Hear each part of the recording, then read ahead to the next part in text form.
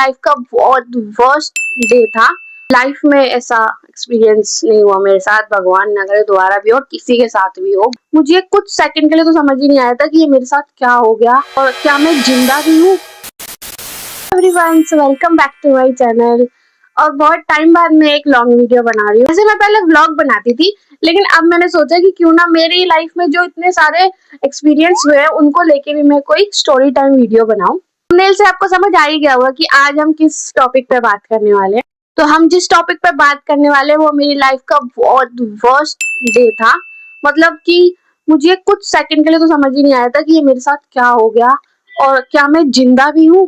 बहुत ही मुश्किल दिन भी था मेरे लिए। तो चलो जल्दी से स्टार्ट करते हैं। तो ये वाला जो दिन था वो बहुत ही ज्यादा स्पेशल डे था, क्योंकि इस दिन था मेरी बेस्ट फ्रेंड का बर्थडे। तो जो डेट थी वो थी 8 जनवरी 2024, यानी कि पिछले साल की ही बात है। उस टाइम पे भी मैंने सोचा था कि चलो मैं स्टोरी टाइम वीडियो बनाती हूँ और अपना एक्सपीरियंस शेयर करती हूँ। लेकिन पता नहीं यार, जब भी बनाने बैठती हूँ कुछ ना कुछ हो जाता है। रिकॉर्ड भी करती हूँ, एडिट भी करती हूँ, बट चलो छोड़ो उस बारे में। तो हम वापस से दिन पे आते हैं। तो रात के 12 बजे मैंने उसको अच्छे से विश किया, हैप्पी बर्थडे बोला। तो सब बढ़िया चल रहा था। और उससे एक दिन पहले ही मैंने बहुत सारी प्लानिंग की हुई थी कि मैं इस दिन पे ऐसे ऐसे करूंगी और उसको अच्छे से सरप्राइज करूंगी और उसका बर्थडे बहुत अच्छा बनाऊंगी। मतलब उसको अच्छे से याद रहे, मैं चाहती थी ऐसा दिन मैं करूँ उसके लिए। लेकिन मुझे नहीं पता था कि वो दिन मेरे लिए ही इतना वर्स्ट हो जाएगा। देन हमने पहले से ही डिसाइड किया हुआ था कि हम उस दिन मिलेंगे, घूमेंगे फिरेंगे, मस्ती करेंगे, बर्थडे सेलिब्रेट करेंगे। फिर मॉर्निंग के कुछ 10 बजे तक मैंने थोड़ा बहुत घर का काम में हेल्प की मम्मी की, और फिर मैं तैयार हो गई, नहा धो के अच्छे से रेडी हो गई। सर्दी का टाइम था तो मैंने ब्लैक कलर का कोट और स्कर्ट पहनी थी वुलन वाली, और एक ब्लैक कलर का टॉप पहना था और बूट्स पहने थे। बहुत अच्छे से मैं रेडी होके निकली। मैंने उसके लिए गिफ्ट भी ले रखा था जो मैंने पहले से ही पैक करके रखा हुआ था। मैंने सोचा था कि मैं उसके लिए फ्लावर बुके लूंगी, जिसको देख के वो बहुत ज्यादा खुश हो जाएगी। चॉकलेट्स लूंगी। तो उस टाइम पे तो मैंने लिया नहीं एक दिन पहले, तो क्योंकि हमारे घर से काफी दूर है तो आना जाना बड़ा मुश्किल होता है। तो मैंने सोचा था कि मैं उसी दिन ले लूंगी। और रास्ते में जाते वक्त तो क्या होता है कि मैं रेडी होके निकल जाती हूँ और मैं करती हूँ रैपिडो बुक। थोड़ी देर में ही 5 मिनट बाद रैपिडो वाला आ जाता है। वो अपनी स्कूटी पे आता है और वो शायद तो थोड़ा कम एज का था। आई थिंक होगा वो 18 या 19 साल का।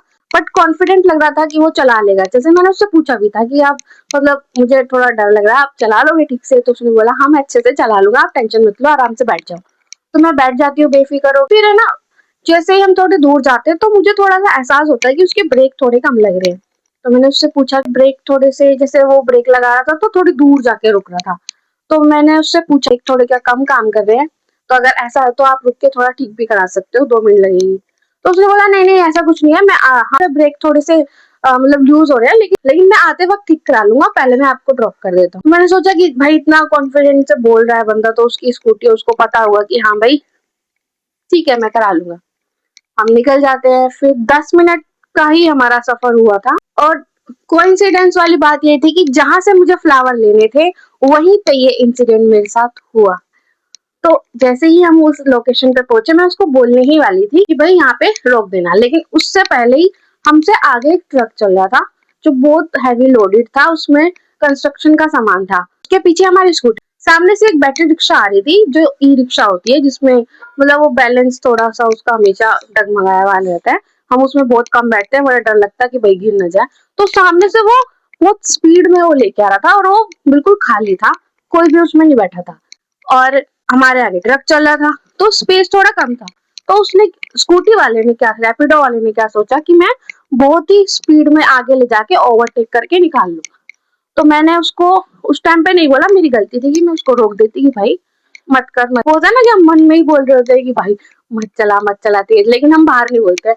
वही मेरी गलती थी कि मुझे पहले ही बोल देना चाहिए था। फिर क्या होता है, जो मेरा रैपिडो वाला होता है वो बहुत ही स्पीड में आगे ओवरटेक करने की कोशिश करता है। सामने से ई रिक्शा आ रहा होता है और मैं पहले ही डरी हुई थी, लेकिन मुझे लग रहा था कि ये सही निकाल लेगा। बट जैसे ही वो पास में आता है, स्कूटी का बैलेंस बिगड़ जाता है और मैं सीधा जाती हूँ नीचे ट्रक के। Can you believe that? मतलब मैं लाइफ में ऐसा एक्सपीरियंस नहीं हुआ मेरे साथ, भगवान ना करे दोबारा भी और किसी के साथ भी हो। बहुत ही बुरा वक्त था वो मेरे लिए कि मैं सीधा ट्रक के नीचे जाके गिरती हूँ। और पीछे वाले टायर के पास, जो इतना हैवी होता है कि ब्रेक लगाने पर भी शायद देर से रुकता हो। बताते हुए भी मुझे बहुत डर लग रहा है, क्योंकि वो दिन भी मैं याद करती हूँ तो मैं कांपने लग जाती हूँ। काफी देर तक मैं प्रोसेस नहीं कर पाई थी कि मेरे साथ क्या हो गया है। मैं बिल्कुल सुन्न हो गई, बिल्कुल नम हो गई, और मैं देख रही हूँ कि मेरे पीछे बहुत बड़ा सा टायर है और सब लोग खड़े हैं। स्कूटी वाला उधर गिरा और मैं ट्रक के नीचे गिरी। वो तो पता नहीं उस ट्रक वाले को कैसे समझ आया कि उसने अचानक से ब्रेक मारा और मैं रुक गई और मैं बच गई, वरना मेरा तो उस दिन पापड़ बन जाता, खत्म हो जाती मैं। पता नहीं खत्म भी होती नहीं और शायद किसी हॉस्पिटल में पड़ी होती। बहुत बुरा हो जाता मेरे लिए, मेरी फैमिली के। बहुत ज्यादा मुश्किल दिन था मेरे लिए वो। क्या होता है कि लोग मुझे उठाते हैं, स्कूटी वाला बहुत सॉरी सॉरी बोलता है कि सॉरी मेरे से गलती हो गई, मुझे ओवरटेक नहीं करना चाहिए था।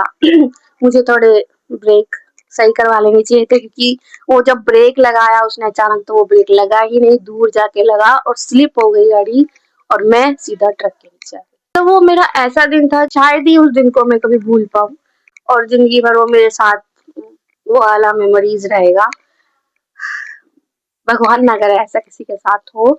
वो तो मैं बच गई, बाई चांस बच गई, वरना पता नहीं कोई बचता या नहीं बचता, पता नहीं कैसे बच गई। तो ये थी मेरी उस दिन की वर्स्ट मेमोरी, क्रीपी, बिल्कुल खतरनाक सी स्टोरी और खतरनाक वाला दिन। अब मैं लास्ट में आपको सिर्फ एक एडवाइस देना चाहती हूँ कि जो भी लोग रैपिडो बुक करते हैं, जिसमें कि हम कैब बुक करते हैं और बाइक वाले बुक करते हैं या फिर कोई भी बुक करते हैं, तो ज्यादातर ये ना लड़कियां बुक करती हैं, क्योंकि जल्दी जाने के चक्कर में यहाँ पे हमें कन्वेंसिंग प्रॉब्लम रहती है, इसलिए हम रैपिडो का ज्यादा यूज करते हैं। अगर आप रैपिडो बुक कर रहे हैं, अगर आपको थोड़ा सा भी डाउट हो रहा है कि भाई कुछ तो गड़बड़ है, जैसे एक बार हुआ था कि मेरी मम्मी ने बुक किया और उसने बोला गली के बाहर आ जाओ, मेरी मम्मी गली के बाहर चली गई और देखा तो बिल्कुल ड्रिंक कर रखा था, बिल्कुल नशे में था। तो मेरी मम्मी ने उसको मना कर दिया कि भाई मैं तेरे साथ नहीं जाऊंगी। तो बस हमें ऐसे ही देखना है कि उसके साथ जा सकते हैं या नहीं। अगर आपको थोड़ा सा भी डाउट हो रहा है तो आपको उसके साथ नहीं जाना है, बिल्कुल मना कर देना है। 10 मिनट 5 मिनट लेट पहुंच जाओगे तो ठीक है, लेकिन आपकी जान बहुत प्यारी है, या फिर कुछ भी थोड़ा बहुत भी अगर आपके साथ गलत होने वाला होता तो वो रुक जाएगा, अगर आप थोड़ा सा अवेयर रहते हो। तो ये था मेरा वर्स्ट एक्सपीरियंस रैपिडो के साथ। चलो यहीं पे मेरी कहानी खत्म होती है और अब हम मिलते हैं नेक्स्ट वीडियो में। तब तक के लिए टाटा बाय बाय।